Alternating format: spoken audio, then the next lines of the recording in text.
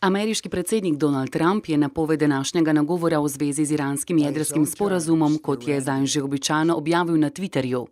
Kakšna bo njegova odločitev, še ni jasno, a je Trump v zadnjih dneh in tednih že večkrat povedal, da je dogovor slab.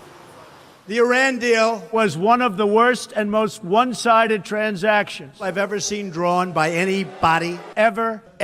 And I mean never. Frankly, It was totally one-sided. It should have never been made.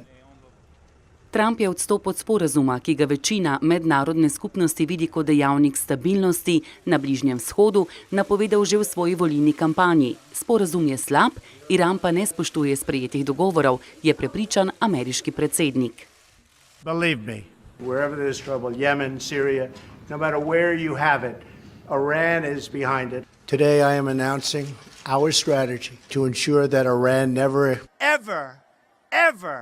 and I mean never, acquires a nuclear weapon. Sporazum z Iranom so poleg ZDA podpisale še Velika Britanija, Francija, Nemčija, Kitajska in Rusija. Te sedaj Združene države pozivajo, naj ne ogrozijo dosežkov 13 let diplomacije, ki so pripeljala do dogovora. Vedeti je potrebno tudi, kako naprej, če se Združene države zares odločijo za izstop. If you do that, you have to answer the question, what next? What if the Iranians do rush for a nuclear weapon? Are we seriously saying that we're going to bomb those facilities at Qoms and Fordow and Natanz? Is that really a realistic possibility? Na grožnje s ponovno uvedbo sankcij se je v nedeljo odzval tudi iranski predsednik Hasan Rohani.